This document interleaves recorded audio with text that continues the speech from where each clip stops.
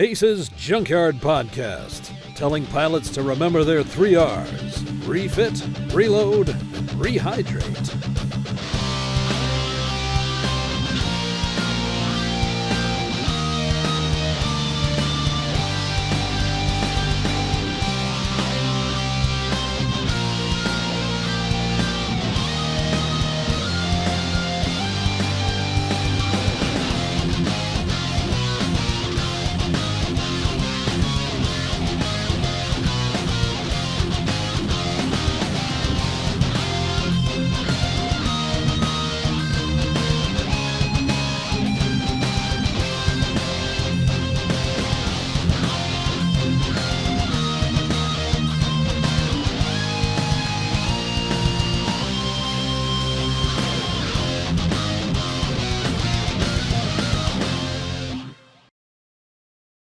Hello and welcome everybody to the Armored Combat Escalation Service Podcast, episode 34, your number one voted MWO and Battletech Pro podcast, recording live from our cozy Kodiaks. Today is February 4th, 2016. With me today is Tierkron. How's it going, man?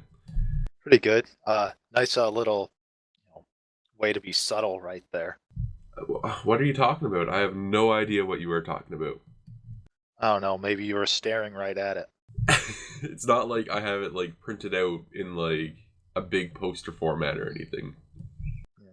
You're not wearing it on your belly, or should I say your sleeve? No, I didn't make it shirt yet. I fully expect NG to have a shirt by the time. But by the end of the podcast, next hour. Yeah. All right, so quite a bit of information. Of course, people who are turning in this week will realize that we didn't have a podcast last week, and that's because, honestly, there was really nothing to talk about. We had the town hall 2 days, or actually no, would have been 1 day from when we usually record.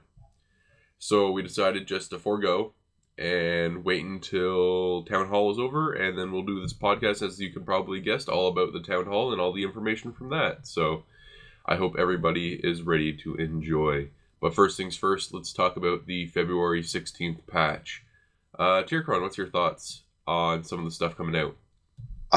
It's fairly straightforward. I mean, we're going to see the rifleman, which we already knew was coming. The new test maps are a bit of a surprise. I'm kind of interested to see what they're going to be like, considering they are going to be designed around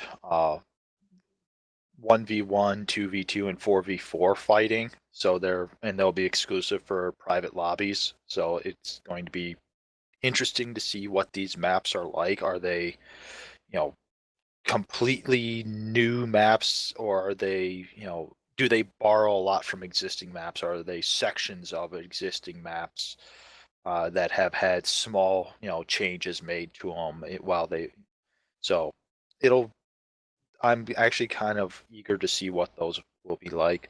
I was about to say that's one of my... I mean, the rifleman's cool and all, and whatnot, but I'm actually really a lot more excited to test out these new maps that are in the private lobby mode, mainly if they're specifically made for 1v1, 2v2, 3v3, etc., because we do know that they are somewhat testing grounds for competitive PvP Solaris type maps. So, I mean, I'm excited. I'm also kind of curious to see if some of these maps are give an indication of what we should be expecting for the maps used for the scouting missions for Community Warfare Phase 3. We know that's going to be a 4v4 setup rather than the 12v12. So they haven't really said if those missions will occur on the main CW maps, or if they're going to be on new, maps designed solely for the scouting missions. So, these new maps for private matches could be an indication one way or the other of, what PGI might have, cooking. I think they're looking more at a Solaris type mode with these maps, because they did have at their Steam launch type thing, didn't they have a video showcasing what they want to do with the scouting mode? They gave some indication, but it was on, but part of that video was on existing maps that aren't even in CW. They were on parts of Crimson Strait, I think part of Caustic Yeah. Valley. So I think, they were trying to show what they're hoping to do with the scouting mission, but not really showing anything that that they've worked on, because I don't think it was, ready at that point for them to even show bare bones of what it is. So, That's I fair. think they were more previewing the idea since they've been Like talking about it for conceptually, so like long. what they would like Yeah. to see. Yeah. And not actually showing, this is what it's going to be like when we launch it, or when we launch it into a beta format, or on the public test server. This is what we are hoping to go for, but it's still amalgamous enough that, things will easily change from Steam release to when we finally implement phase 3.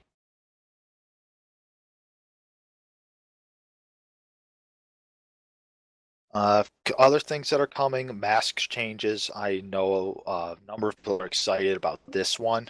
Uh, Mask rate is going to be uh, having, it basically is, you're going to get a faster boost from mask, and the bar is going to recharge twice as fast as what they're saying, but the burn rate is not going to be changed, so you won't consume your mask. You know, as you use it, it's not going to fill faster because of this, and it's not going to fill slower. It's, basically going to be the same consumption rate, but you're going to get a better benefit from mask. Which I don't know is a good thing or a bad thing yet, Uh, anyways. Especially I with the big bad on that we'll talk about later on the way.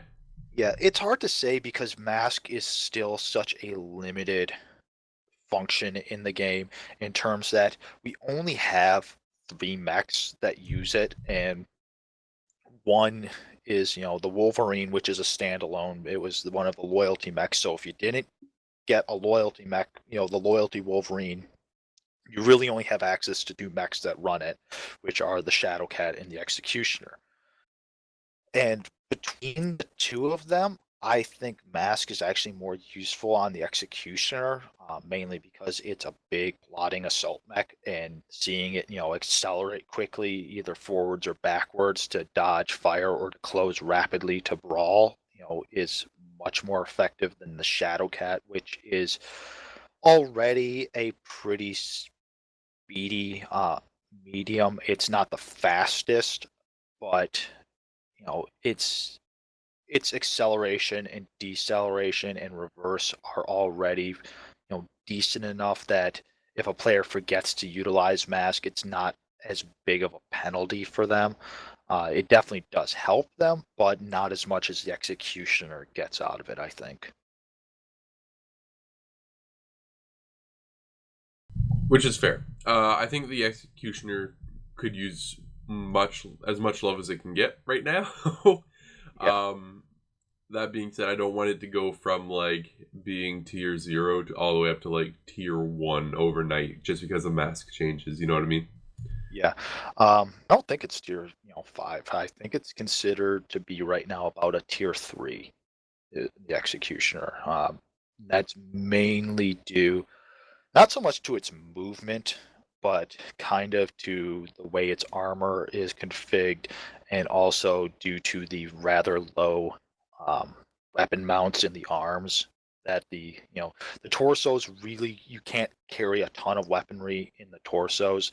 You have to carry most of, your weaponry in one of the arms, and both arms are pretty low slung. So and we've mentioned this before. I've done it. I've seen other people do it. You'll be marching your executioner forward. You think you're lined up on a target, and you fire, and you end up hitting something in front of you, either a low rise or hill, a box, a house, whatever it is, on the map that you think you have full clearance of, and you actually don't, and you don't realize it because you don't really have an indicator of how low your arm, actually is in terms of the targeting. So I think that right there is probably one of the biggest hindrances to the executioner, as opposed to many of the not just the other clan assaults, but assaults in general. You know,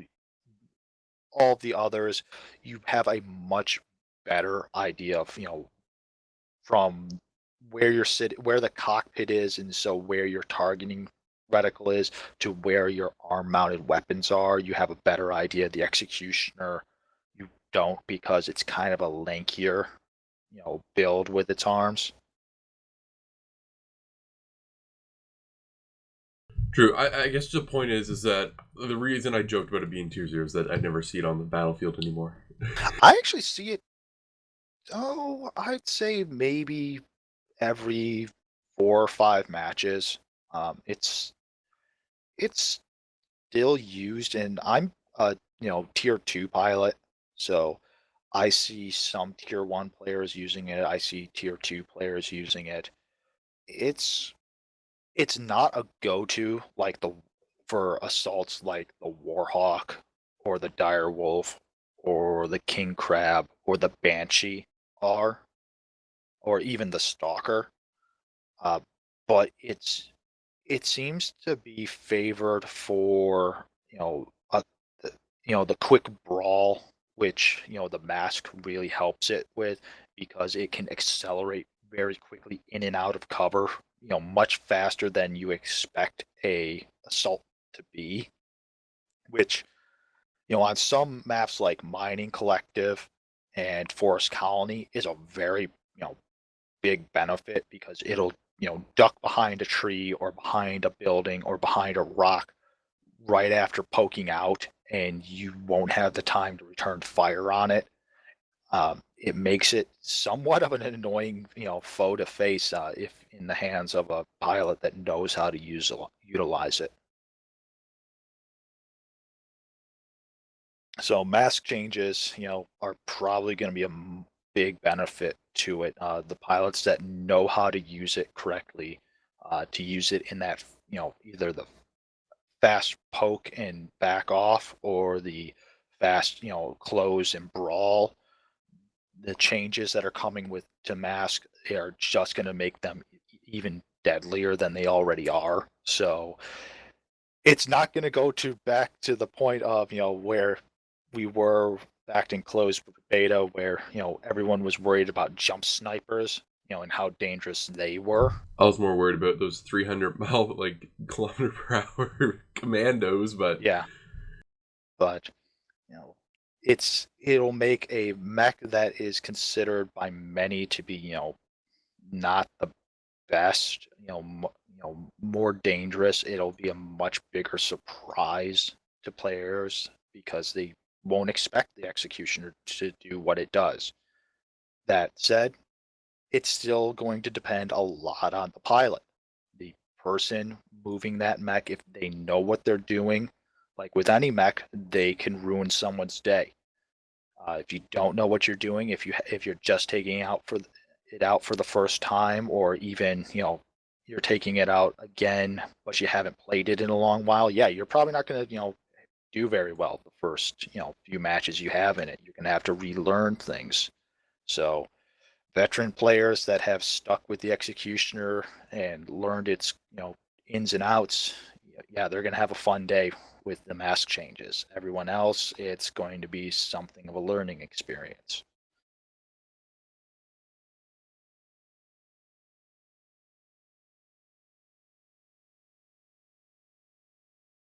so other than that, the last thing on February 16th that we should be expecting is map and visual improvements.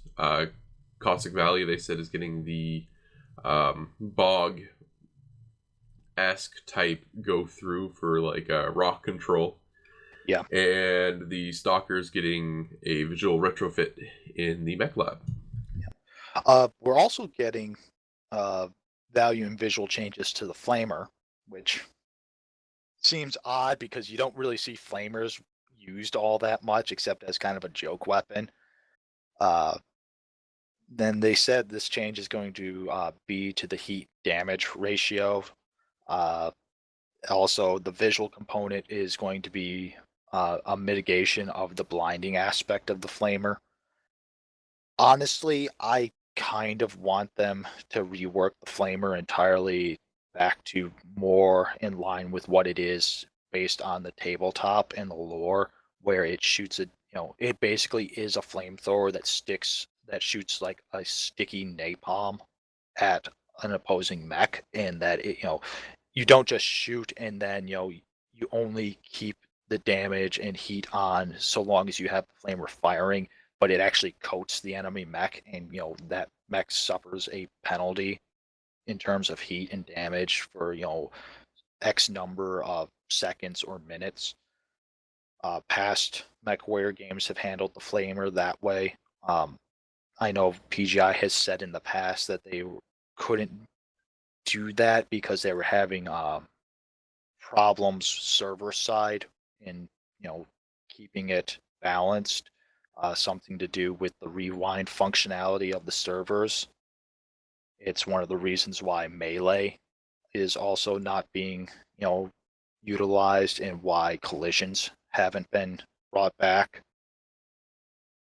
So I'm hoping that at some point they're going to come up with a better programming solution, and we'll see the flamer revamped. But because as it is, even with these value changes, I don't see it becoming viable at all. It might be viable in PvE, but I don't think we'll be seeing that for a while. Yeah, PvE is floated around, but it's nowhere near any indication of when we might see it. So this is not something that's going to be sprung on us for summer or even by the end of the year. I think PvE is at the very least 1.5 to 2 years away.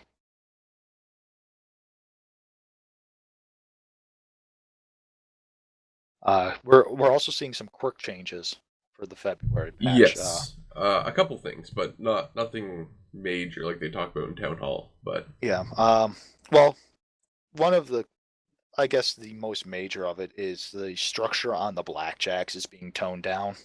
Uh, when they did the latest quirk pass, blackjacks came out very, very strong.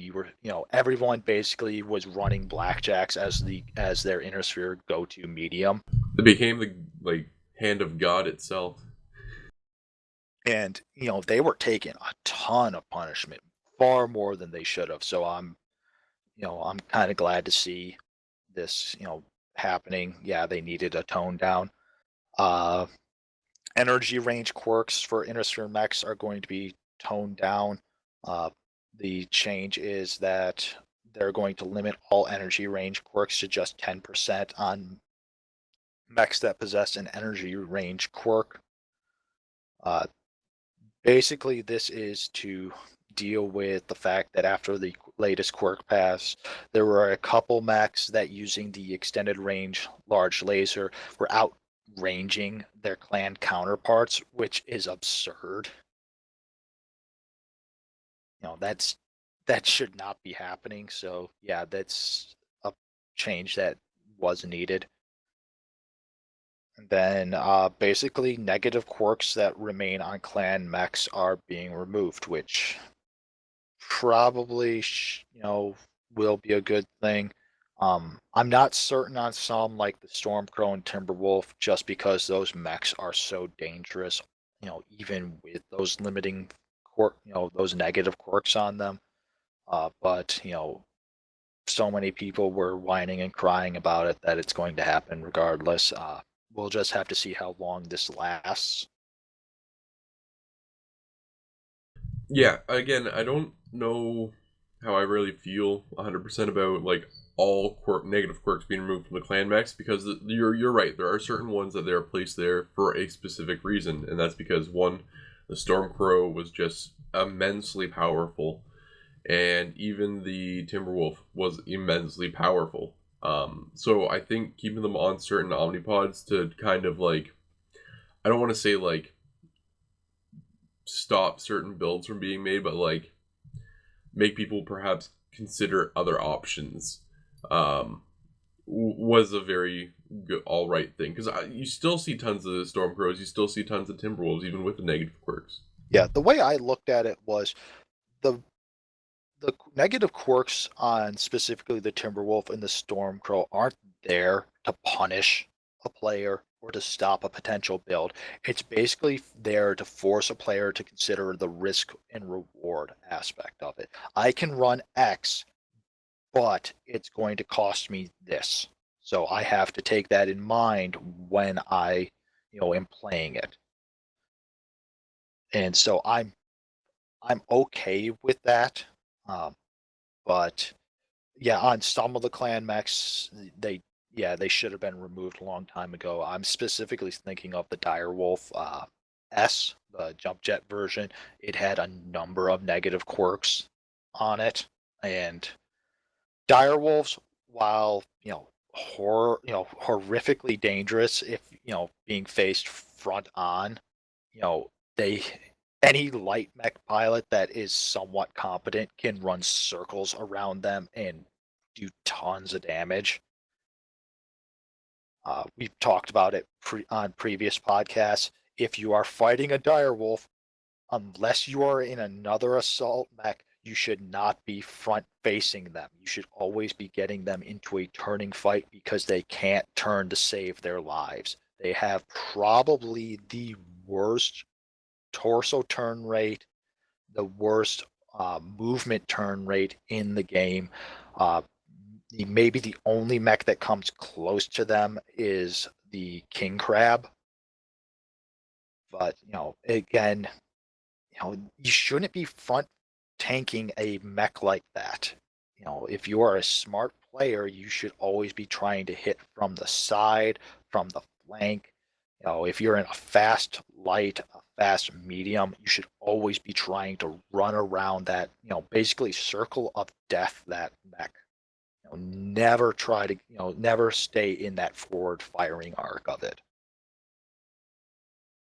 Yeah, I think going back to the whole, negative quirk things, I think obviously, if you bring in modules, if you want to run a Timberwolf, some of the negative quirks go up to like 10 or 12. So if that's going to push you to use a module, that's another choice you have to make. So I think people, maybe it's not so much the, having quirks there, but maybe the level of quirks when they start running a little high. And then obviously, if you're going to have modules still in play, it gives people the option because now you're including modules into their, choices. And that's the thing as well. I think a lot of the negative quirks, especially on the clan stuff, could potentially be dealt with by like playing around with modules, and if the numbers are right. Like if you got maxed out like medium laser, clan medium laser, I think it's what 10%, something like that, maybe 5%. It's Oh, I'm trying to remember, and I'm drawing a blank on it. But you can mitigate. The point is that you can mitigate the quirks, the negative quirks themselves. Perhaps not in full, but you can bring them back down to a decent level, like only a 5% penalty or something like that, which is practically nothing. Yeah. So the point is that those builds are still highly viable. You just gotta like figure out what weapon modules to run, and then there you go. Yeah, and that that goes to builds, and as MechWarrior has always been billed as a tactical, game. A tactical shooter is what PGI said when they were first developing MWO, and really that's what it is. It's yeah, you're playing a lot of matches, but any true MechWarrior player spends at least half their time in the mech bay, looking over their mech, reconfiguring, changing, tweaking here and there on, weapon loadouts, you know, basically trying to find the best build that suits their play style. And part of the problem, I think, is that there are so many new players or players that are so used to the Call of Duty franchise, the Battlefield franchise, where it's run and gun, fast, furious. It doesn't matter, what really what you're carrying, because, 2 or 3 shots will kill you with pretty much any weapon. Uh, they're coming over and they're jumping straight in, and they're not taking the time to really to realize what this game is about, that it is about, pre-planning. You hear it, and you hear it, a lot of this also with map selection. People complain about Polar Highlands, say, "Oh, I dropped onto it with my brawl build. I'm basically, screwed." And it's like, no, you're really not. If you're planning properly on playing that map, a brawl build is still viable. Uh, I've seen a number of fights on that map turn into brawls. You just have to play smart. You have to have you have to coordinate your team. You know, this isn't a run and gun shooter. This is not this isn't a lone wolf type game. It's a game of teamwork. It's a game of planning. Half your time is spent in the mech lab, in working on your mechs, working on how to suit them to your play style.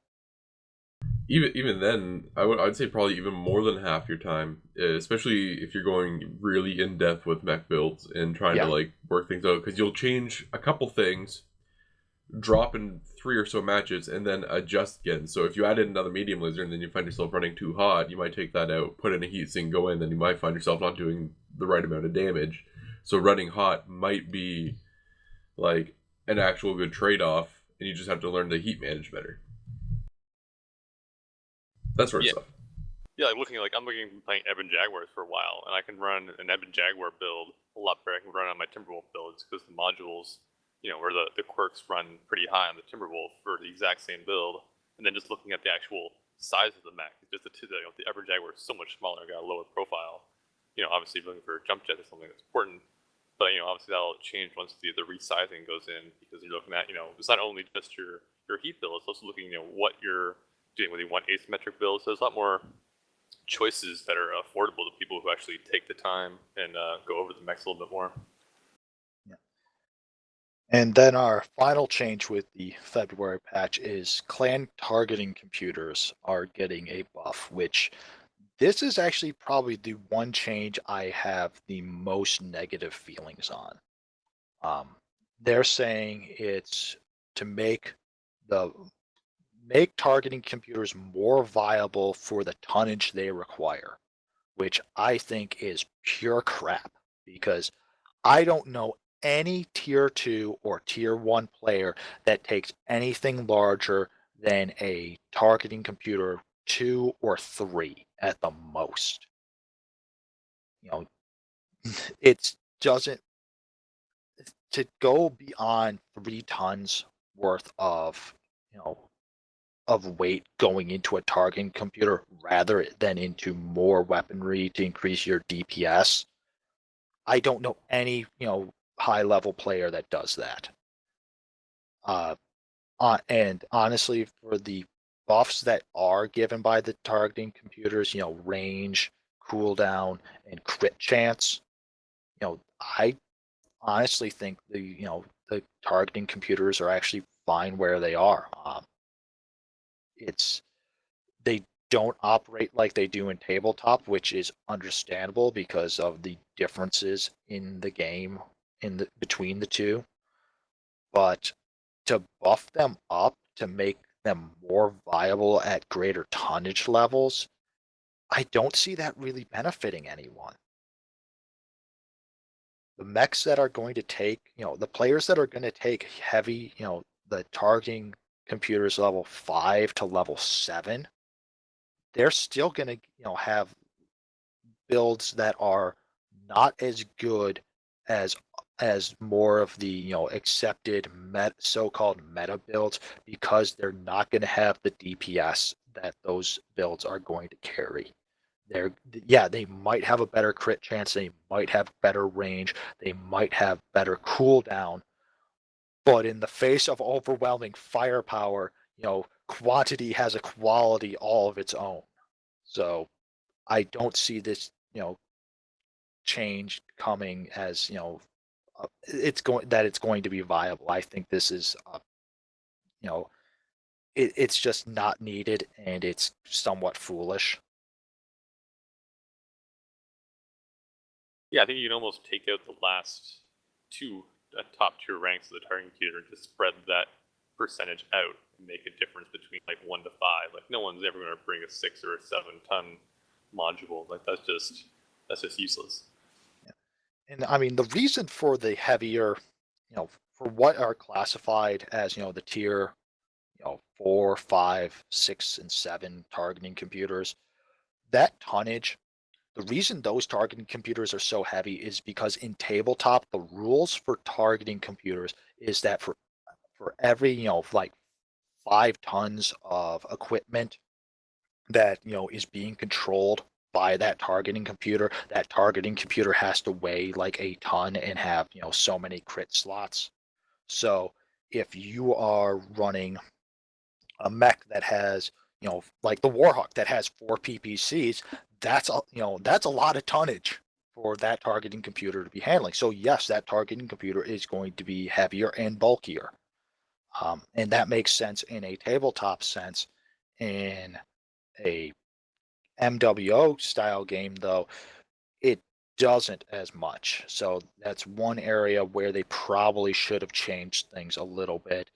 They didn't need to go as far as they did. They probably should have kept targeting computers, you know, probably to tier 4, and that's it. Because I don't really think that they're okay. There might be one or two mechs that use a tier 5, but I don't think there's really anything that uses a tier 6.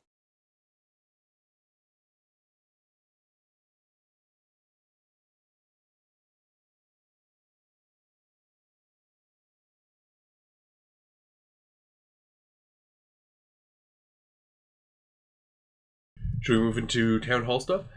Yeah. All right. So first of all, people, this is basically going to be, I assume, probably more or less rundown into what was said and that sort of stuff. So let's talk about the big first thing was Community Warfare 3.0, and one of the biggest things was a whole bunch of stuff actually. So splitting solo and group queues for Community Warfare. What are your guys' thoughts on that sort of thing? I'm for it. I think it will make community warfare a better place in terms of atmosphere for players. Um, I know one of the biggest complaints for CW is you will have grouped teams, at least 8 to 12 players grouped up, from the same unit. They will drop against what I often term the rainbow coalition of pugs, or a bunch of solo players, all from different units, or all who aren't tagged, all from different factions. So they have almost no coordination between them, and 9 times out of 10, the organized same unit team will completely kick the crap out of the pug team. Uh, and you see those players, they get frustrated at that. They get angry because, why should they continue playing when they're always, when they feel they're always going to run into organized teams and get, the crap kicked out of them. And we've said in the past, well, you should join a unit. This is a team-based game, especially community warfare. Community warfare is a team-based, games game type. You need to really be working with other people and have good connections with other people in order to do well. So yeah, the one thing is join a unit, but most people seem to be dragging their feet there. So PGI's kind of got to step in and do something to make it an enjoyable you know game mode for everyone. And dividing the solo queue and group queue for it is pretty much necessary at this point. I think if their objective is to create more tactical gameplay, they should maybe be encouraging players to take lance command, taking lead command, actually giving bonuses, and actually making those calls more useful. Obviously, bringing up your map, actually putting out defense points might be a little hassling if the buttons aren't quickly available. But I think if you want to encourage players to be more tactical, like I just put on VoIP in a couple of matches recently, and you just see how, even if you have a ragtag group of people in quick play, the second you introduce VoIP, you have much more substantial gameplay out of it. So if you can follow that line of thought and actually, make people start taking calls and making plays, naturally rewarding for them, then that could be something that can go along the lines.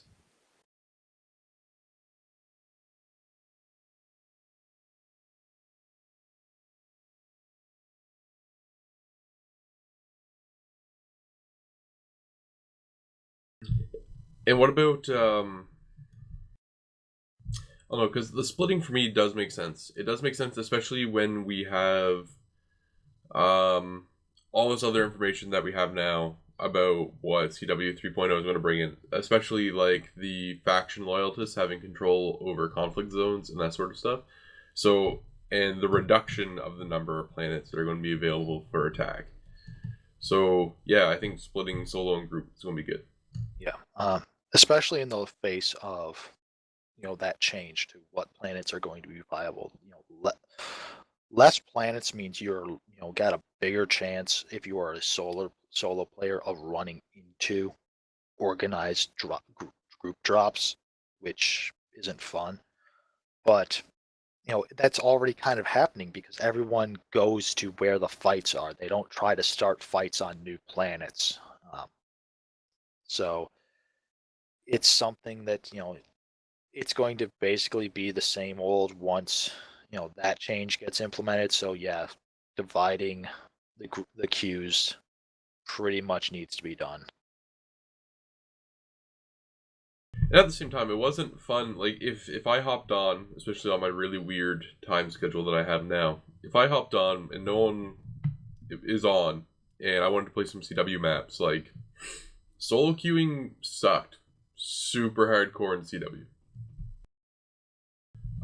And I mean, I understand that like CW as it is now has always been like, well, it's for bigger groups, it's the more competitive mindset, that sort of stuff, blah blah blah blah blah. But at the same time, like if you're going in as a solo queue and you see you have no groups on your side, but the other side's an entire 12-man, it's like, oh, well, let's just get this over with. Yep. And I know some people have said, well, why don't you jump onto VoIP and try to take command? People respond to taking command. In some circumstances, yes, it works. I've done it in the past where I've been solo dropping into CW and I get on a random group put together and there doesn't seem to be anyone taking charge, so I take charge and some people listen, other people don't. And sometimes people are good about it and if they don't want to listen, they kind of just say no, we want to do our own thing, and it's like, well, then if you guys get killed, I can't, you can't point your finger at me that I didn't try to help you. But at the same time, you also get those players that, for the lack of a better term, they're douchebags. Anyone that tries to interject, and tell them, maybe we should go over and do this, and if we want to win, we should, concentrate our forces here, and they don't want any part of it. So you're always going to have players like that. It's just happens. So it is what it is. You don't, we'd all like to say, our community, a community of players can be the best, that it can be, but we have to be realistic. And you're always going to have those players that, they don't want to listen. They don't want to do anything but what they're doing, and everyone else is wrong, and they're the only one that's right. So, Yeah, VoIP like those helps, back. but it only you can only save those that want to save themselves. Yeah, I kind of goes back to my point earlier about making actual in-game, whether it be C bills or MCs. No one's going to listen to one person, so you have to kind of, decentralize and make it like a third party. So, if no one likes your voice, well, at least they're going to listen to C bills because that's what makes people do things in the game. So if players don't want to step up, well, then no one's going to want to listen to them regardless. So he just creates this kind of circular environment where even if you are a good player taking the lead, you kind of have to have like a tyranny majority. If you get like 80% of the players to go along with you, the other 20 might go along just for the fact that they're getting C-bills out of it, whether or not they actually like what you're saying. So, there's always going to be bad people, but they're at least a little bit more motivated. Yeah. I also thought, for the community warfare announcement, the MC earnings were kind of a interesting surprise. We've been, ever since community warfare was floated around, and we were told that units could take control of the planet if they fought on it. Well, it's like, what benefit do you get from controlling a planet? Uh, we kind of finally were told what your benefit is, that you can earn MC for your unit, and then unit leaders can assign that MC to players as they see fit. Um, and it's kind of a clever thing, because, and Russ kind of pointed this out, that this new feature, while PGI is not going to put a hard limit on units uh, for membership, the new MC feature is probably going to encourage some units to start some of the biggest units to start splitting up, because not everyone who fights in community warfare for them is going to get a cut of that MC pie. So that could be very frustrating. You'll have players that are constantly fighting and constantly working. If they get the shaft, yeah, they're probably not going to like being part of that that huge megalith unit anymore. So you know I could see it breaking units up, but I don't think it'll stop units from working together, which it shouldn't. So it will be an interesting change. Yeah, it'll be interesting to see how that conflicts with Merc units. But if Merc units aren't getting C-bill or MC, but clans are, obviously there might be people might actually see a reason now to actually join a clan and actually get something out of it. And what as when we say clan is join a Yeah, house, whatever. yeah, a house, a faction, rather than just. Yeah, but that's the way I always thought. Like, you shouldn't just have one Davian unit essentially being the whole source of Davian. Like, it should be split up into actual units that have to work together. I think that's going to be important going forward.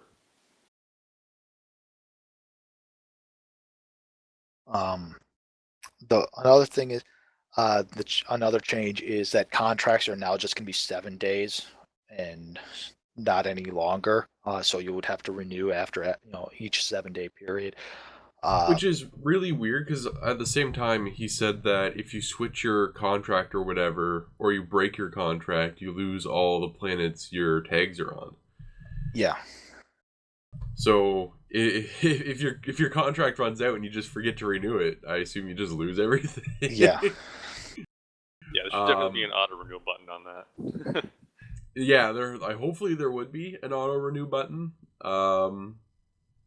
or something along those lines. Because I mean, the idea is that because we did see huge units hopping around and very weighing one side, and not just Mercstar or something like that. Like, there's like other groups that would just basically follow around Mercstar. So wherever Mercstar went, it'd be like literally an hour later, it's like, oh, during this event, Mercstar's Jade Falcon. Boom, everyone's Jade Falcon. It's just like, oh, all right. So I can understand the wanting to prevent that sort of thing from happening. But at the same time, if it's just as simple like, oh, I'm not home at the moment and my contract just ran out, I don't want to lose everything because I'm working a 9 to 5 or something like that. You know what I mean? Yeah. Well, that's why you have multiple officers for your unit. That can update contracts, that can do it. It's not just the founder of the unit or the person in the unit roster that has that distinction, because yeah, as you said, that person may not always be around. They have a life, they have other commitments. They can't be on 24 hours a day, 7 days a week. So you have to diversify and have some management, I guess, for the lack of a better term.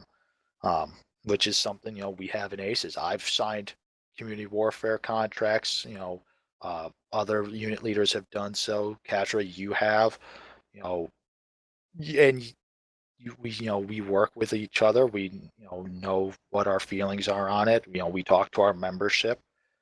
That's how it works, and that's kind of how it should work. So,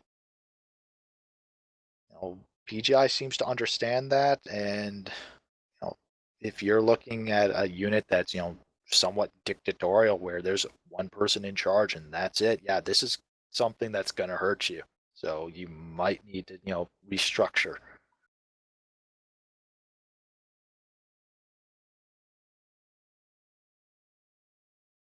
Or I could see them potentially breaking into subunits again as well. As Russ, I think, mentioned as well, with the MC earnings on planets type of thing going into effect. You could potentially get more out of the MC generated by a planet you control with a smaller unit. Yeah. And honestly, I think that's probably what's going to happen.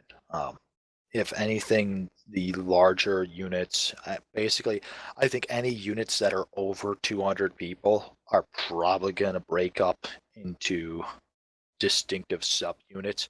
They might still all, adhere to, one banner, but they'll be, this group A and, company A of this group. Yeah, like Mercstar side A or Mercstar side B, Division B, Division C, that sort of thing. Yeah, absolutely. I could easily see that going into effect. Well, not even just this. Like, I could see them easily trading memberships. I'm assuming there's no fee for joining and leaving a unit. I don't think there was anything talked about that. I know that they've talked about a fee for starting up units. Yeah. But say like, why wouldn't they just have one person dedicated to running a unit, say in like one of every clan operational at the moment, and then just trade your membership around where they're needed? Yeah, well, and that's something that eventually they might need to address, because people will always look at the system and figure out the best way to play the system. It's it's what meta is, and meta does not just apply to mech builds; it applies to how you play the game. So, if you can find a way to game the system, of course, people are going to find a way to work it. And right or wrong, it's going to happen. And if you leave an exploit there, yeah, sooner or later you're going to need to address it. And it's going to be up to PGI to make a determination of what they think is acceptable and what they think is not acceptable. Am I going to fault some units and some players for using it? Yeah, I'll call out bullshit when I see bullshit, but that doesn't mean that it's necessarily wrong. It's my opinion that it's wrong. If PGI thinks that it's right, well, they have the final say. I might disagree, but it is what it is.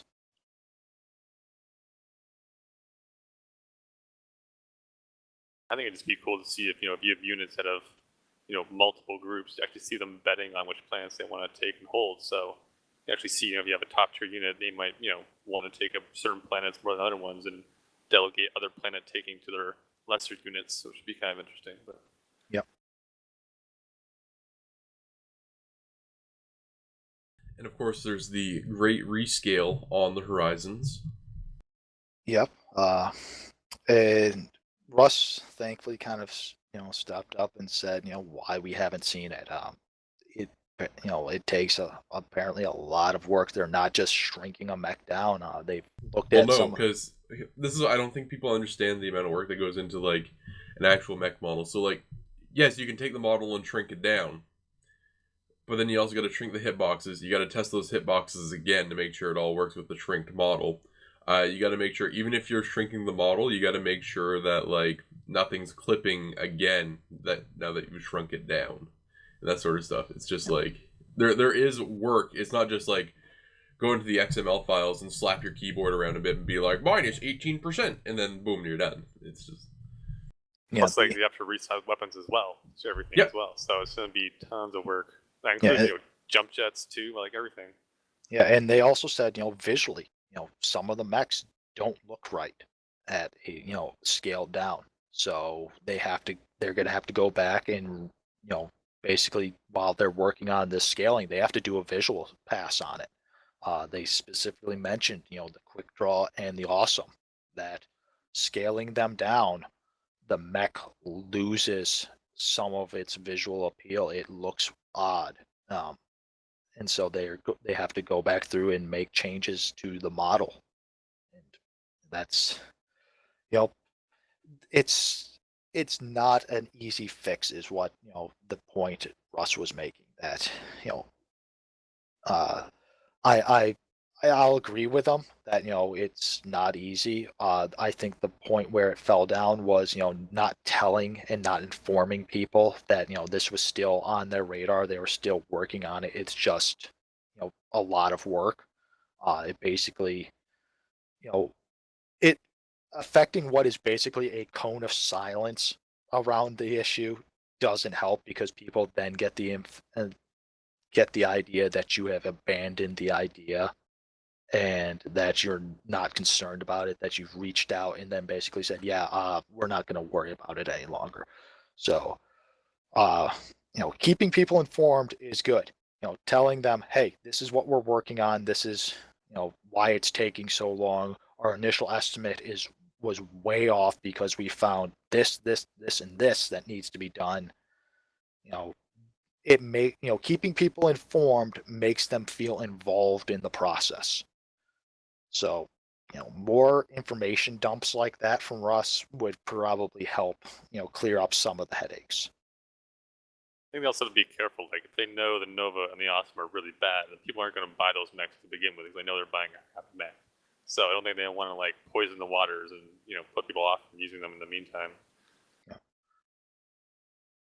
Interesting little note also for the mech rescaling was Russ, when he was mentioning the catapult, said also that there's a second hero mech coming for the catapult, which is called the Butterbee, and it's actually a canon mech. You can find it on Sarna. It's basically it's a catapult that replaces the LRM-15s with a quartet of SRM-6 launchers. So it's kind of the Splat Cat build, except with medium lasers also. So it's an interesting mech. No indication though when that's coming.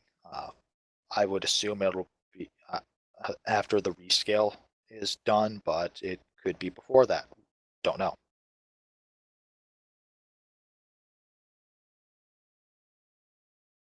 Yeah, because that's another thing. When you splat cap build, it adds so many extra tube launchers that it becomes another big hitbox issue. Oh yeah.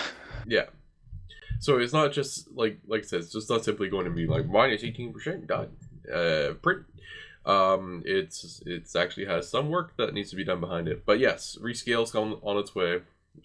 Thankfully, I think he said the worst offenders are still up for being first. I think Catapult and all that. Yeah. Catapult and Crew. I know the Crab, they're upscaling by about 5% as well. They mentioned that.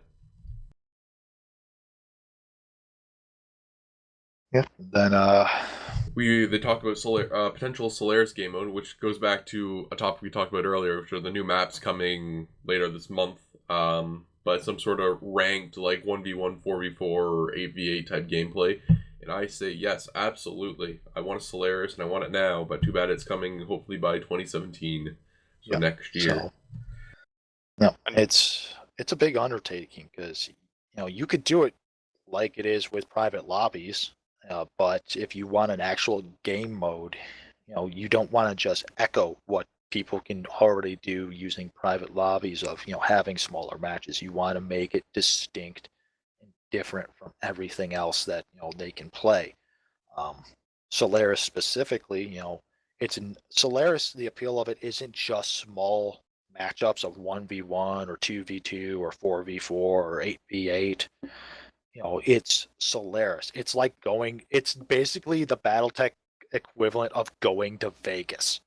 You know, half the fun is betting on outcomes of matches, and that's something that Yeah, PGI probably wants to be pretty careful about, implementing. It's, when you have players start wagering, their currency, whether it's C-bills or MC, you want to make sure you've got, your T's crossed and your I's dotted and everything bolted down, because you screw it up and players lose like more C-bills than they bet, and they are going to be very pissed very quickly. So, yeah, Solaris game mode is half actual mech fighting and half community. So it's that's definitely something that, if you're going to work on that, you want to dedicate some time and energy towards. And much like with community warfare, I could totally see this having like a quote unquote season type thing.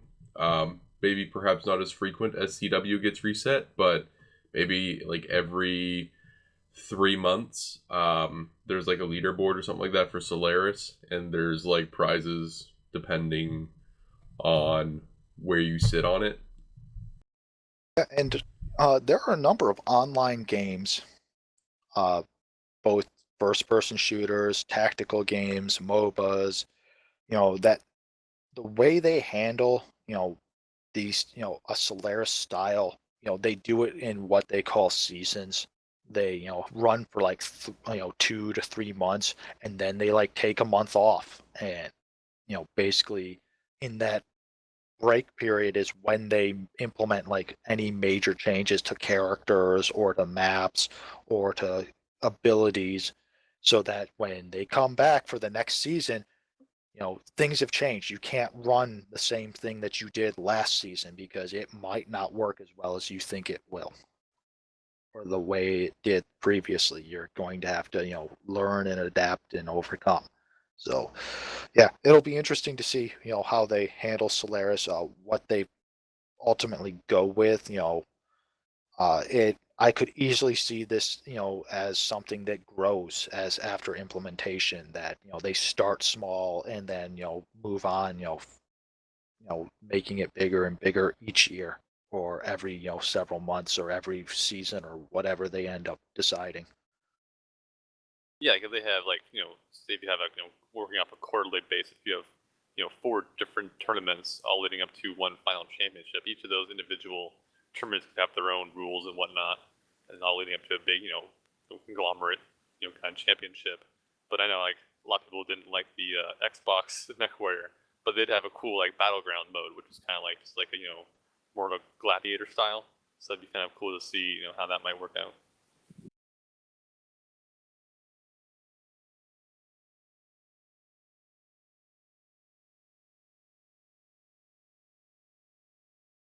I think we got a little bit of information on what we mentioned again before earlier in the podcast was the PvP or PvE, sorry, versus in Kodiak or PvE and single player stuff.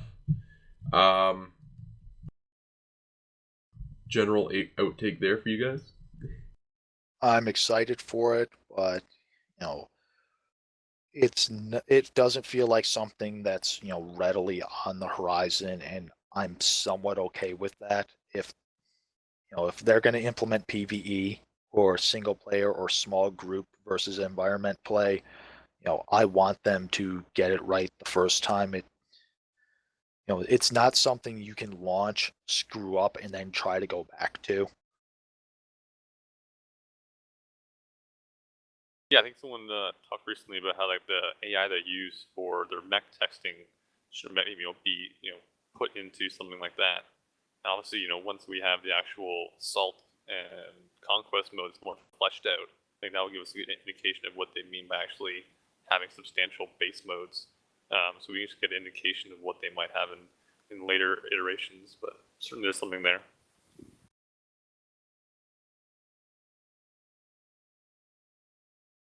Yeah, I'm super excited to see what they're going to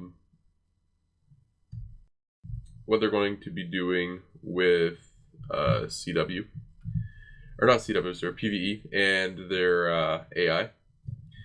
I hope that as they continue to increase the AI and working on AI for PVE, that we see the updates coming to the training ground so we can test it out as it goes and perhaps give feedback. Because I've have a theory that that's kind of like the training grounds and the stuff that happens in there is kind of like the first testing stages of AI. And I mean, I think it's pretty obvious that that's what that kind of is.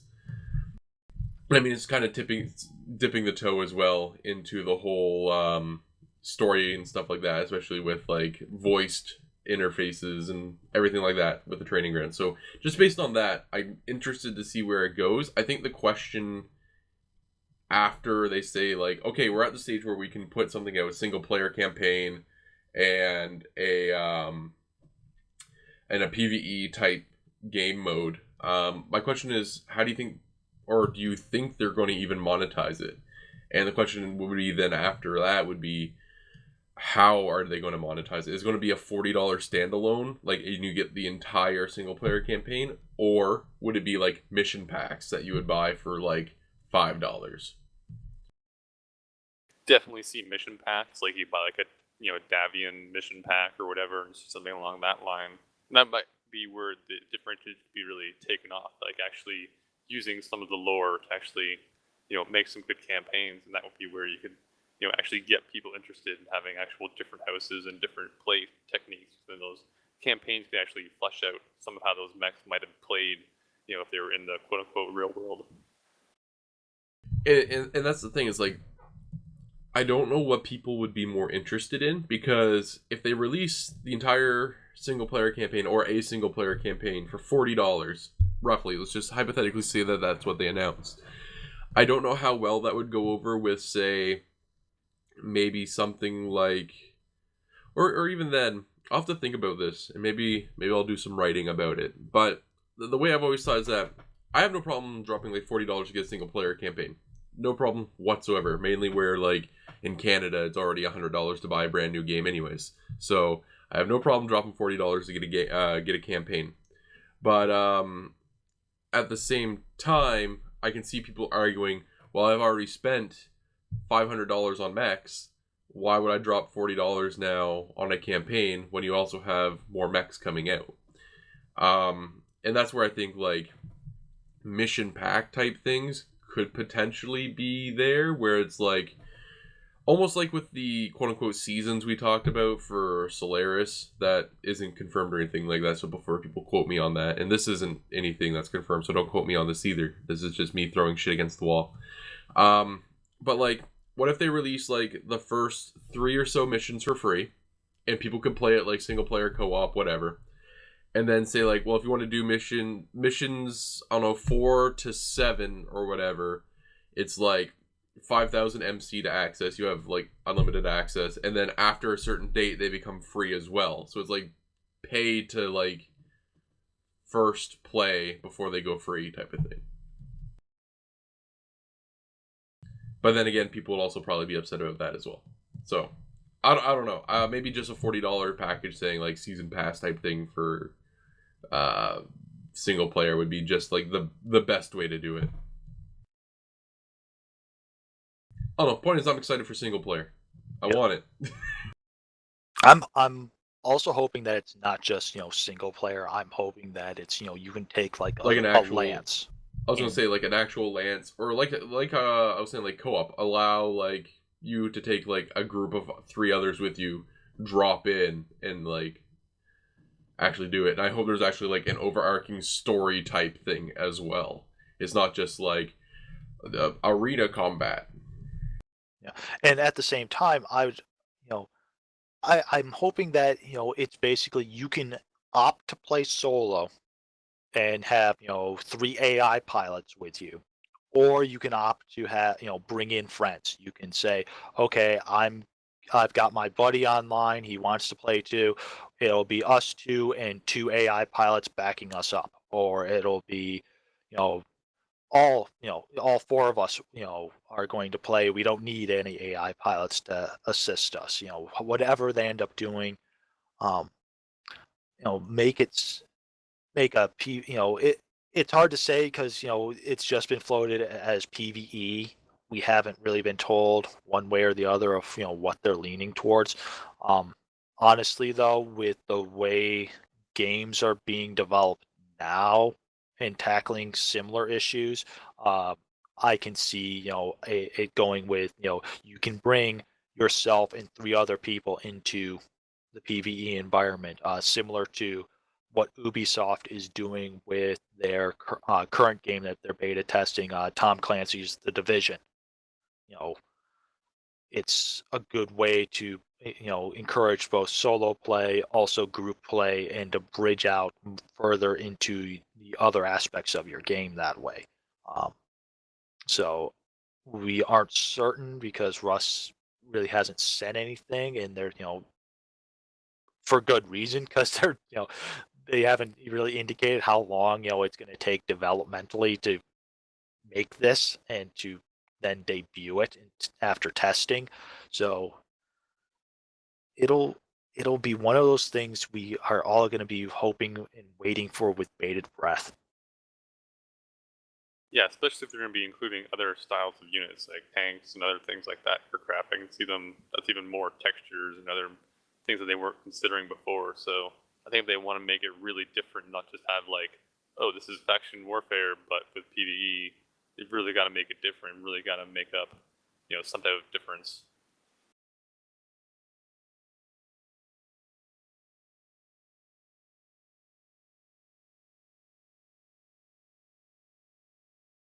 I don't know. I don't know how they're going to do it.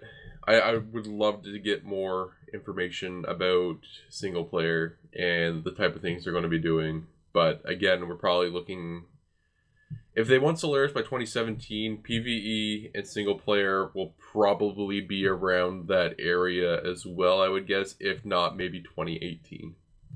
Yeah, and that kind of stacks with what Russ has said previously and what he reiterated in the town hall, that looking at MWO, looking at the BattleTech universe, looking at everything that can go into it and come out of it, this is a game that has really no end date in sight. There is constant, you know, there are things that can always be done to improve the game, to expand the game, to to make new, to bring to the table, and PGI seems to be committed to that. That they're with the renewal of the license, so that it doesn't they won't lose the developmental license until what I think 2022. Something like that. Pretty 'Cause good. Pretty good ways away. Yeah, because it was like at the beginning of last year, I think. It was either the beginning of last year or the end of the year before they renewed the license from Microsoft. And so they basically went from like 2018 to like 2022 or 2023. So yeah, PGI is banking on MWO right now, and continuing to work on it and to build it into really what people who have been playing MechWarrior games have been wanting for so long. Yeah, it's amazing how like international the fanfare is. I think that's what's keeping it going. Is that once they get more servers online, more population stuff, I think they'll see a good surge in revenue. And kind of going back to the idea, if they want to have PVE, you even almost like a season pass. Like as they go through the years, you're able to unlock that content. Yeah, and to that end, Russ also dropped kind of a shocker at the town hall when he talked about the engine. The actual game engine of PGI looking to possibly do an engine upgrade. Most developers don't ever do this for a game that's already basically out there. They keep that game on that engine. They might optimize it better and do some visual passes that to get every little extra bit out of that engine, but they don't go back and and replace the engine itself. It's very rare when it happens that PGI is actually willing to undertake something like that if they see what they like, and make a final decision in order to better the game and to be able to expand it to what they are hoping for. That's a really gutsy move, and it's, as I said, it's not something that you see developers liking to gamble on. I think it's just a sign of the times. Like you think they're looking towards 2022. How long would that game would have been out by now? Like that's would have been like almost 10 years now, almost I guess would have been. So Yeah. obviously they have to make some changes. Like anyone who's played Eve knows how far that game has come. And Star Citizen is starting off with a very high-end engine, so they have to keep up somewhat visually. They don't want to be outdated like World of Warcraft is. So I think Yeah. it's almost necessitating that now because you have a game that can essentially run indefinitely. So it all becomes of when is it financially feasible to switch to new engine, and which one do they want to go with. Yeah. And Russ also mentioned it with expansions to things like DirectX 12 and the big one, virtual reality. I know there are tons of MWO players that have been waiting for to use either Oculus or a device that's like Oculus, a VR headset that will let them basically sit in their mech cockpit in game and look around it.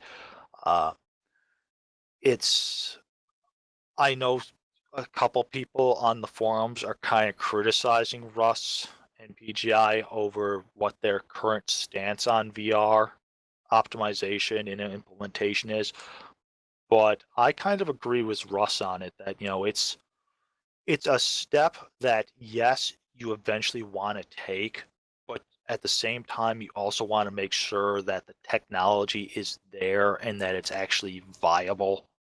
You don't want to just implement something for the sake of implementing it. You want to make it so that it builds on what you already have and fits the goals that you are trying to build towards. So, it's not Russ and PGI being, skittish about it. It's, I think, them being realistic. Yeah, totally. I think Oculus right now is selling for what $600 US.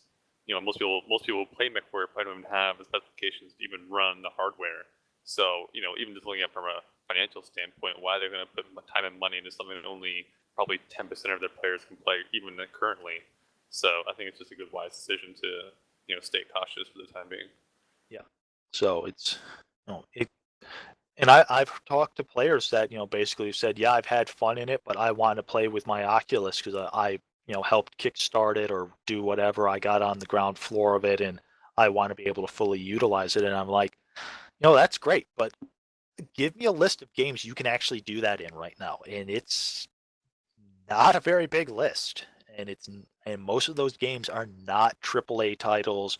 A lot of them are independent, games. So it's it's a interesting technology. It's I think eventually where you'll see a lot of this going towards, but it's something that's going to take time. It's like moving from hard drives to solid state.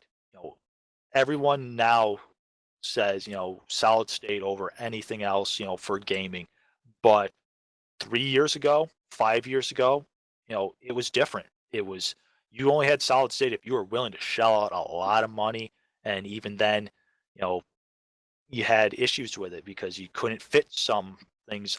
The size limitations. You couldn't fit some games on it because some games were too large. Uh, it's as technology progresses, developers are going to come up with new ideas and new implementations, and you know like VR, Oculus, yeah, they're great, but you got to get everything in line before you can utilize them properly. You can't put the cart before the horse.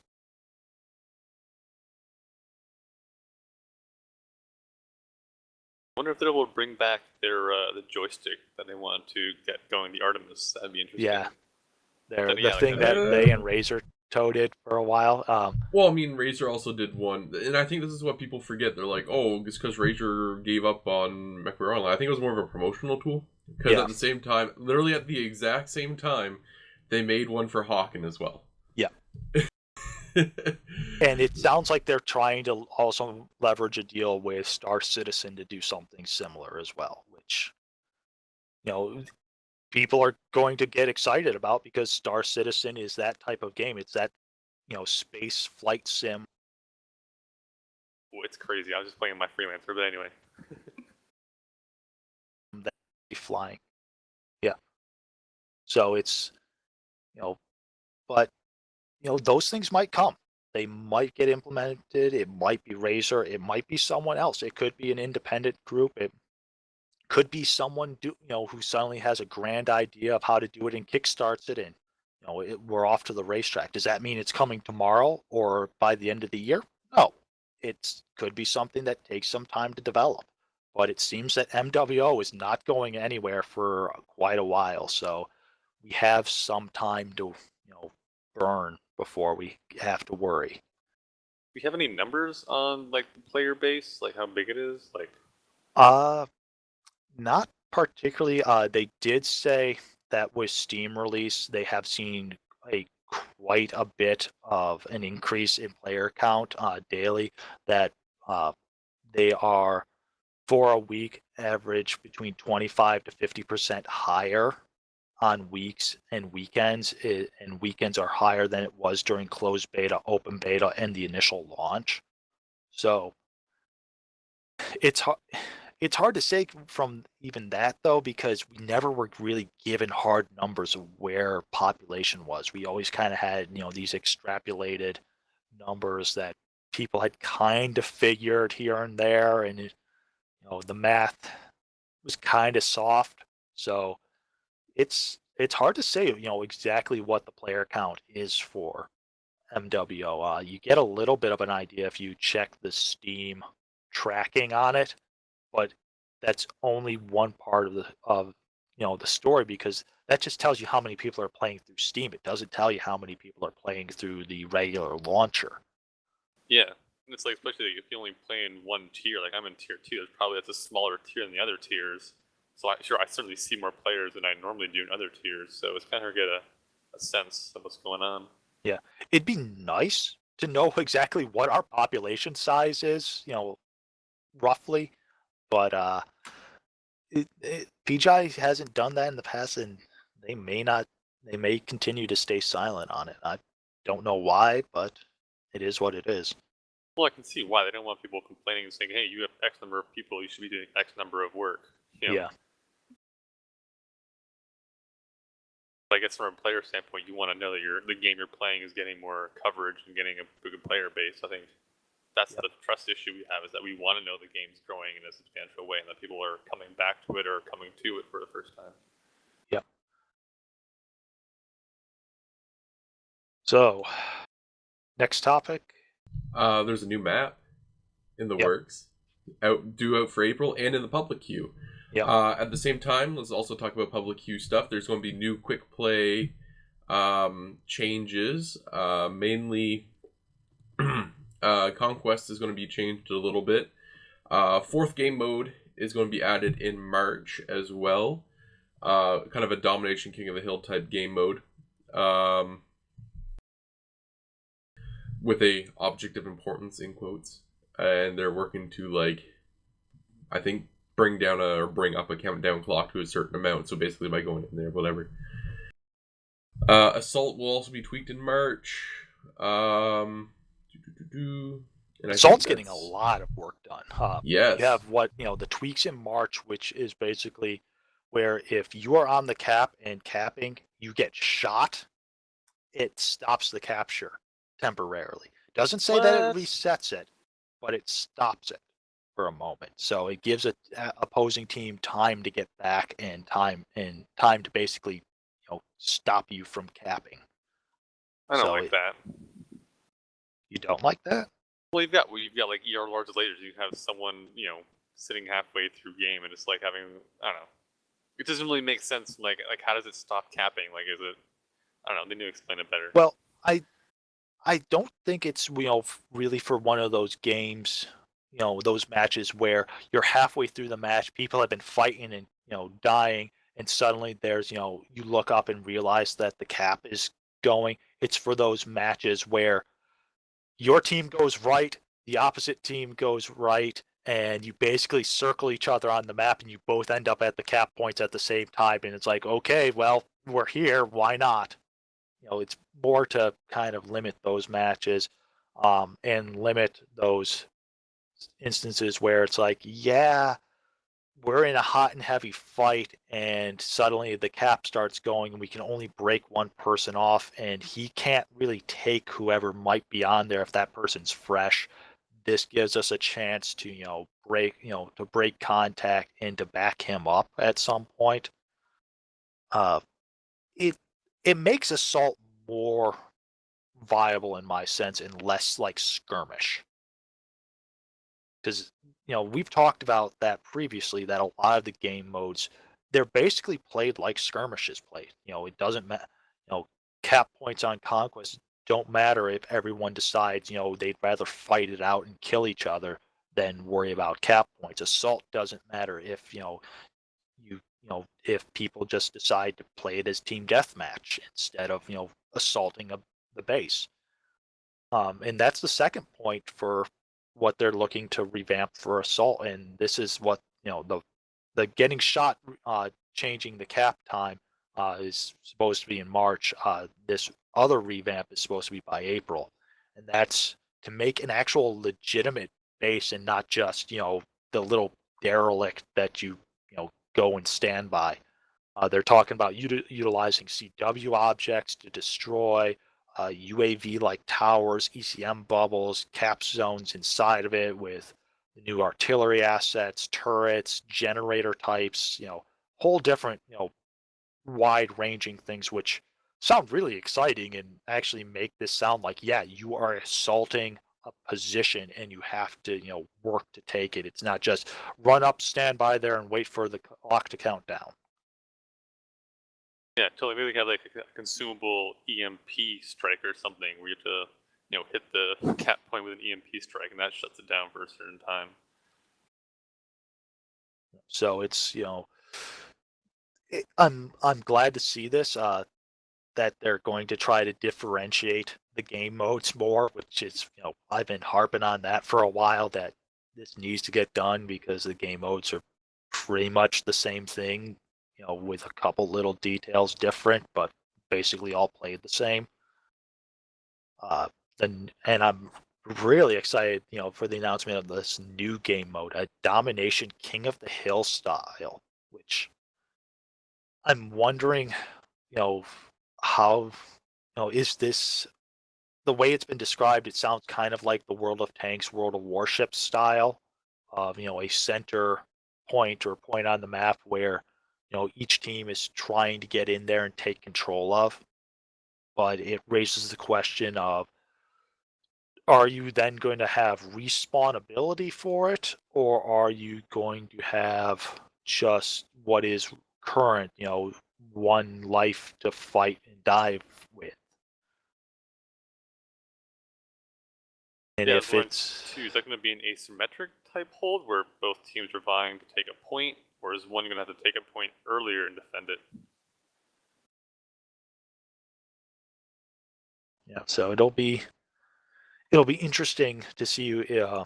Hopefully, we'll get it up on the public test server, and we'll be able to play around with it and give good feedback of, yes, this works, or no, this doesn't work, or you need to change this. You know,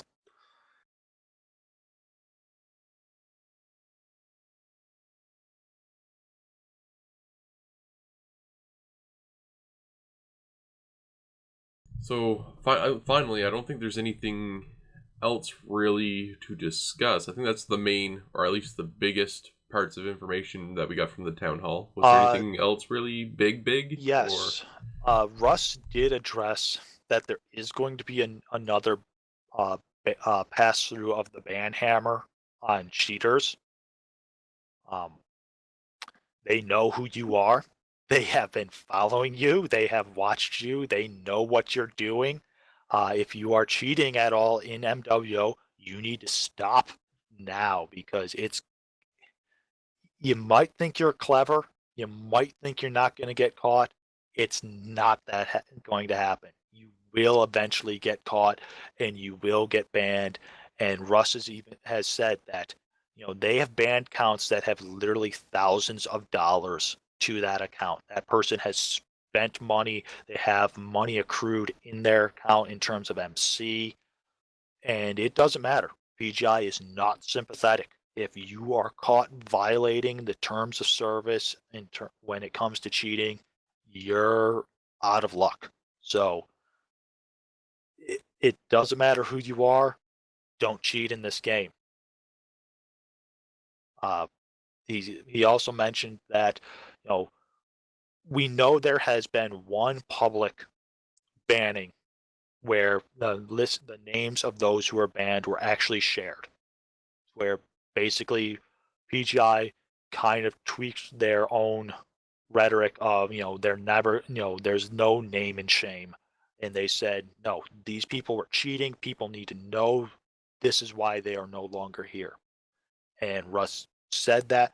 What he also said was there have been two other silent passes where accounts were banned and PGI said nothing about it because they felt that at the time they didn't need to, that it was better for people to realize, that PGI is keeping an eye on it and they're not going to, put up with it. Uh, so the question is going to be, is this next ban pass going to be public or is it going to be quiet? And I'm what a lot of people are guessing, it's going to be public. That their PGI is Good. going to basically say these are the people who are messing around and who are violating, making the game poorer because they are cheating, and you should know who they are. So you shouldn't feel bad for them or have sympathy for them. Personally, I say good. I think anyone caught in the ban wave should be publicly blasted.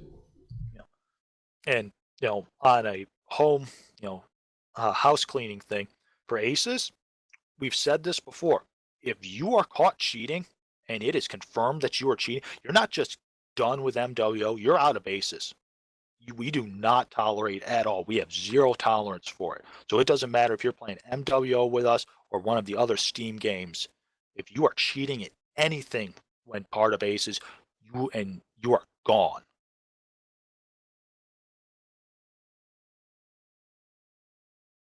Absolute zero tolerance of it. And I guess the last final thing we should talk about before signing off, because we've already had an hour and a half. The big bad himself, the Kodiak, was announced. Oh, and already up for purchase. And there's 5 variants this time? There's 3 standard, 6. the hero, and 2 reinforcement, correct? So yeah, 6. I'm bad at math. Yeah. And I don't know how you're bad at math considering they actually name them like Kodiak 1, Kodiak 2, 3, 4, 5, and then, Spirit Bear. That's 1, 2, 3, 4, 5, and then 6. So just, and they just say let the it be. American Just let it be. educational system's bad. Canada, God, you've been keeping it a secret for so long. Too rich for my blood. And for people that do not know, I'm sure most of you guys should know, the Kodiak is a battle mech and not an omni mech. So actually, each variant will be different, and much like the 2Cs, you'll be able to swap everything around in them. Yeah. Wow. The concept art for this is phenomenal. This mech looks absolutely badass. I love it.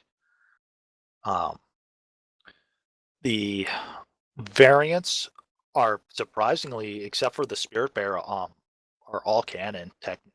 Technically speaking, this mech is pretty cool.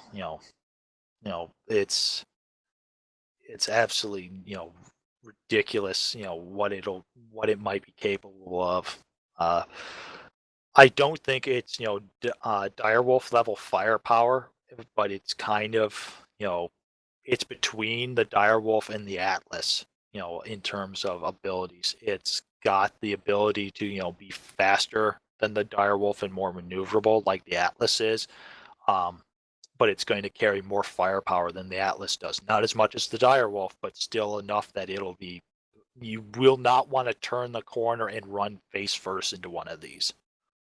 I think the Kodiak 5 is going to be the standard go-to one, personally. I don't know. That one that has 4 ballistic hard points, the Kodiak 3, even if you aren't using all 4, if you're using, it comes standard with 4 medium lasers and 2 LB20s. Switch those 2 LB20s out for 2 Ultra 20s. That thing's a monster. That is. I was looking more at the 5 energy hard points on the arms. Oh yeah, I mean this thing has almost every variant of it has like energy points for days. It's gonna be great. It's gonna be a good time had by all. And it's also gonna be making me a lot of money because I'm gonna sell those 400 XLs and I'll probably be putting in 400 standards. Well, I don't know why you would put standards in there because you're going to get the same benefit as the XL because remember it's a Clan XL. It doesn't matter if you lose a side torso. Yeah, you're going to go slower and your heat dissipation's not going to be as great, but you're still going to be alive. That is fair. That is fair. The only complaint I really have for this is the breakdown in pricing. Um, as usual, we have a standard pack and a collector pack. The standard pack being $20, the collector pack being $40. The collector pack giving you 4 mechs versus the standard pack giving you 20. A hero add-on, which is Well, $15. total, if you want everything, it's what, 70? It's $70 if you go with the collector pack. Someone did, I believe it was G-Man, did a price breakdown, and it comes out with like $7 for the split on the Kodiak 1, 2, and 3, and then for the last the reinforcements add-on that gets you Kodiak 4 and 5 is $7.50 per mech because that add-on pack is $15. I kind of would have rather seen them just, I don't know. Just chump in the 2 extra mechs and maybe the collector's pack and put it up to $50 or something like that. I don't know, or usually when you've had an add-on like this, where you get an extra 4th mech or an extra 5th mech, it's been like a pre-order thing where But everyone hated that. Yeah, and everyone hated that. But this, I don't know. I don't want to come out and say it's a cash grab because it's not that bad of a pricing thing. It just, I don't know. It just feels awkward to me that you've to get basically 6 mechs is going to be $70. It's, I don't know. They're assault mechs though, and Yeah, they're crazy. But I mean, you could always wait till May 17th to get Yeah. them all for C-bills. Is it May 17th? Or sorry, no, Oh. May 17th is the release. What's the actual Yeah. C-bills? Yeah, they don't. No, it's all to be determined. Shoot. Yeah, these don't come out. No. But considering, the Marauder doesn't come out for MC until like April, I think, maybe May. I don't know. It usually seems like it's a 3 to 4 month wait from debut before it, So it's if you don't buy them, don't buy them to order now in order to get them for May. You probably won't see Kodiaks until at least winter of this year. Yeah, which is, I guess, oddly relevant. But I mean, so we're talking 6 mechs for $70. In the larger packs previously, I mean, if you had bought the top tier package of like say Resistance 2, that was $80, and you got 4 different chassis with 3 mechs each. So that right there is 12 mechs.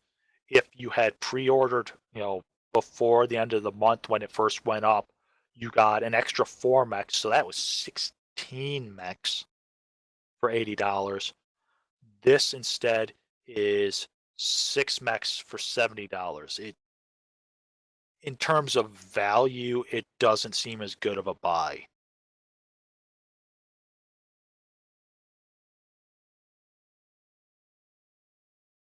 I'll agree. I'll probably hold out on it, maybe. I don't know. Yeah. I don't play Clan all that much. I still like sitting in my Thunderbolts and just making stuff melt. So Yeah, but I will give PGI credit on this. They are going with legitimate Kodiak builds and not doing the Mech Warrior 4 Kodiak version, which was absolutely stupid. And not in a good you way. don't like the MechWarrior 4 version? What's wrong No, with I you? do not. I like the version that came with the Mech Tech Mech torrent. That when they basically did their giant Passover and added new mechs and reconfigured mechs to be more in line with what was canon. They made the Kodiak actually much better. The original developed Kodiak that came in the clan pack, add-on was it had streak MRMs. I mean that there was just stupid.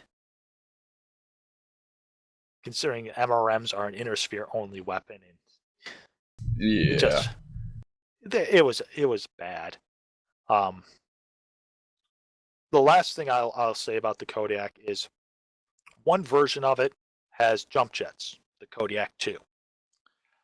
And some people are really excited for that. They remember the MechWarrior 2 Ghost Bear's Legacy opening, cinematic, where you can go on YouTube and watch it. It's a wonderful cinematic, but the Kodiak basically uses its jump jets to do a death from above onto a mad dog, and it's wonderful. And so they're in the mindset that yes, with jump jets on it, I'll be able to jump around this giant assault mech. I hate to burst your bubble, but assault, those will be class 1 jump jets. And as we've seen with the Executioner, the Highlander 2C, class 1 jump jets suck. They they just do. They're terrible. So I am fervently hoping and praying that by the time this mech comes out, PGI has done something to finally address jump jets at the class 1 level, because the mechs that can mount them, they can't jump. They make these little hops that look like they're jumping, and it's not.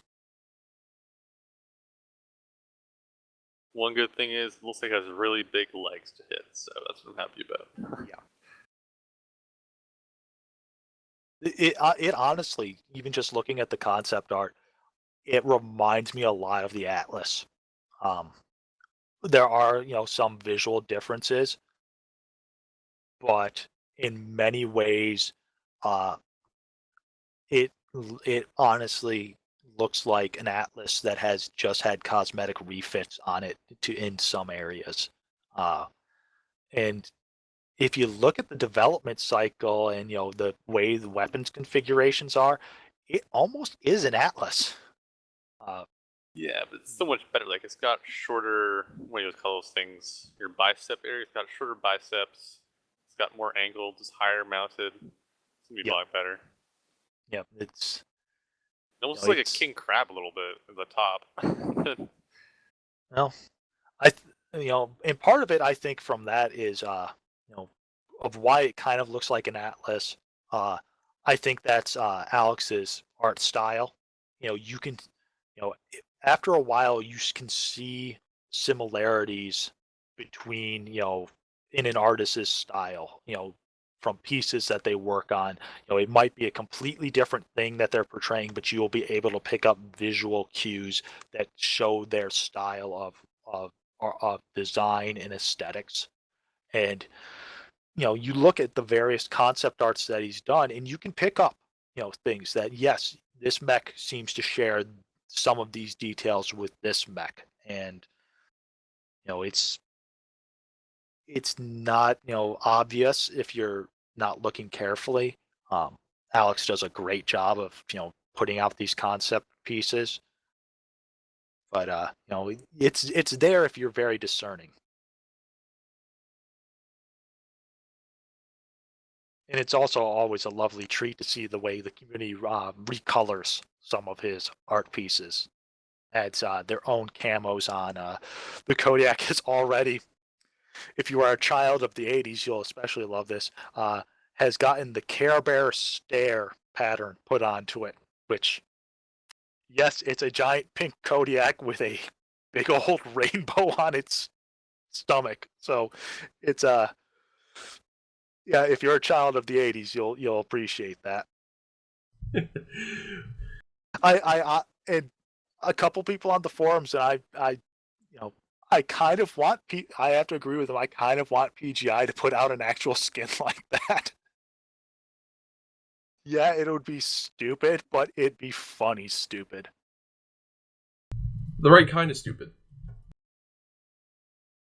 But even if they don't, if as soon as they implement decals or decals, as Russ likes to refer to them, I can totally see someone going saying, "Hey, I want to make what was my favorite Care Bear growing up? Oh yes, this one. I'm gonna paint my my my Kodiak bright pink and put a rainbow on its on its front and have all pulse lasers, and every time I go to kill someone, I'm gonna yell Care Bear stare at them."